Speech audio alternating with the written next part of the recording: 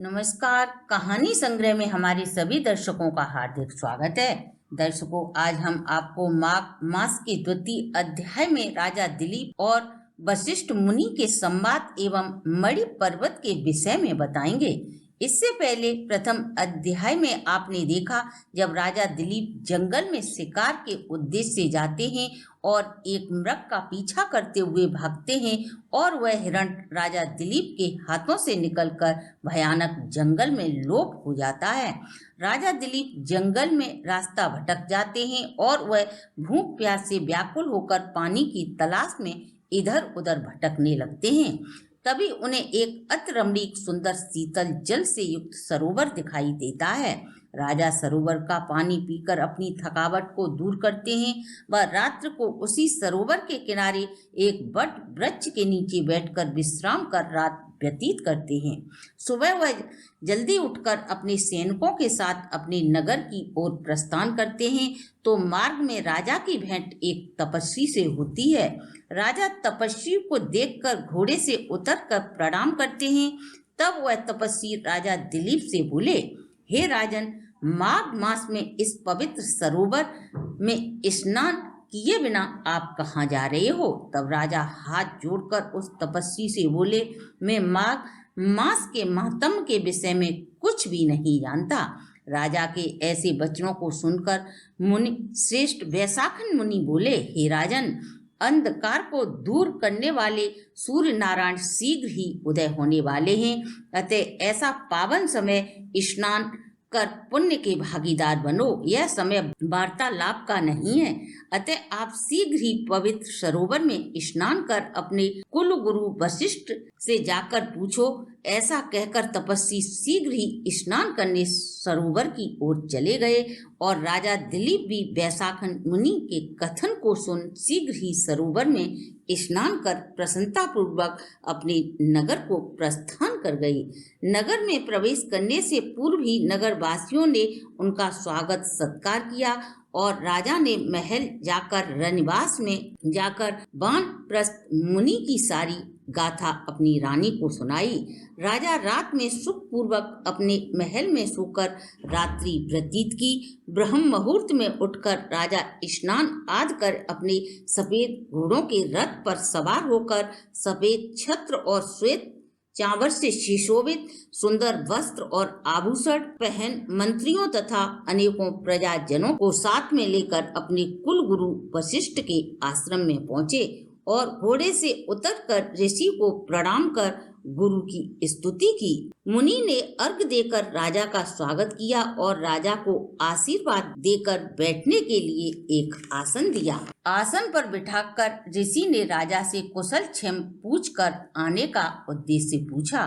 तब राजा ने प्रसन्न मन अपने कुल गुरु वशिष्ठ को वैशाखन मुनि द्वारा कहे गए प्रश्न को पूछा और राजा मुनि से हाथ जोड़कर बोले, हे कुलगुरु, आपके मुख से मैंने विस्तार पूर्वक आचार, दंड, नीति, धर्मशास्त्र तथा चारों आश्रम की क्रियाओं को सुना है।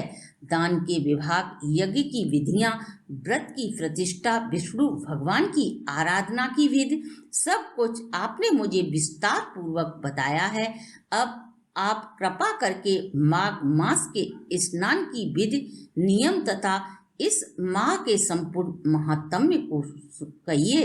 इसे सुनकर मेरा कल्याण हो।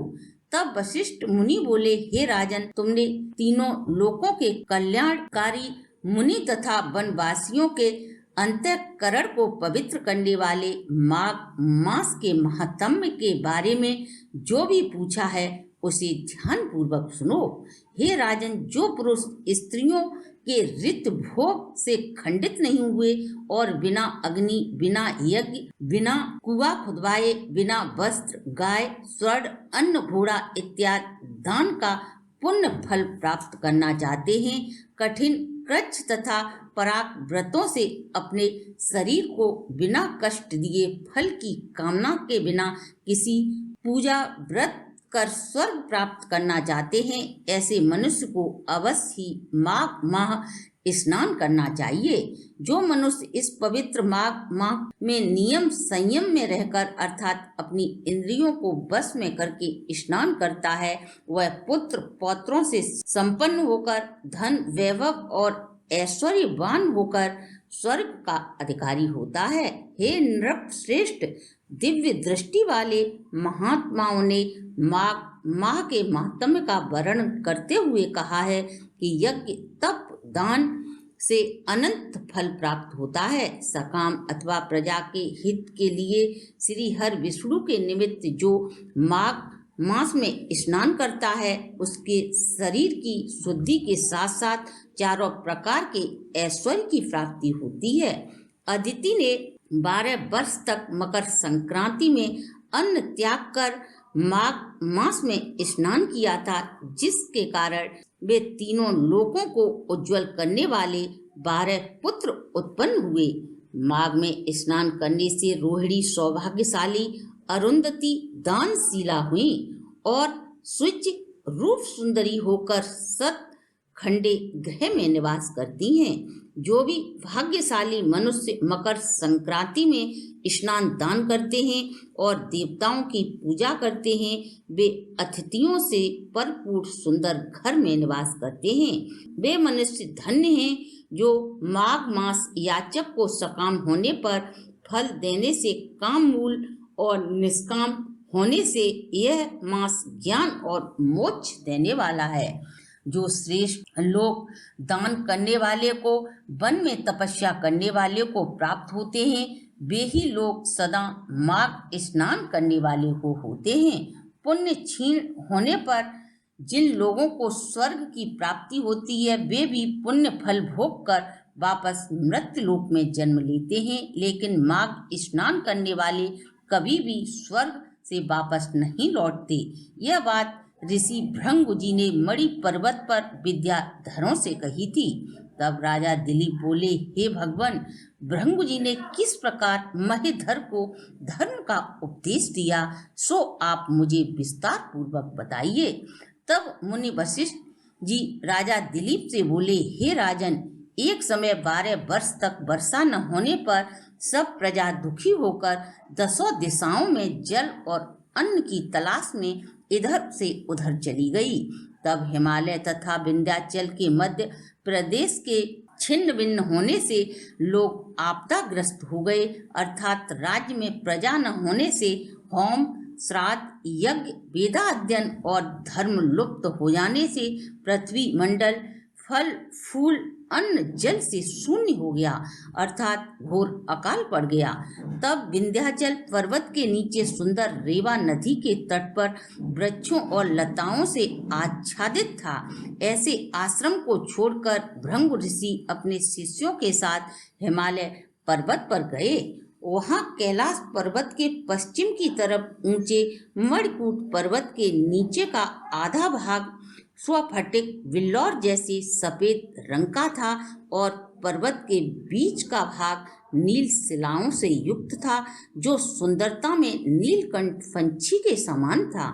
इस पर्वत के बीच बीच में नीली और सुनहरी जो रेखाएं थीं, वे काले मेघों के समान चमकती हुई शोभा प्रदान करती थीं। ऐसा प्रतीत होता था जैसे काले मेघों के बीच बिजली चमकती हो। पर्वत की चोटी नीली तथा नीचे के कमर का हिस्सा सुनहरा होने से ऐसा प्रतीत होता था जैसे भगवान श्री कृष्ण साक्षात पीतांबर धारण किए हुए शोभायमान हैं और उनके शरीर पर चमकती हुई दिव्य औषधियां रात में अनेक प्रकार के दीपकों से युक्त दिखाई देती थीं।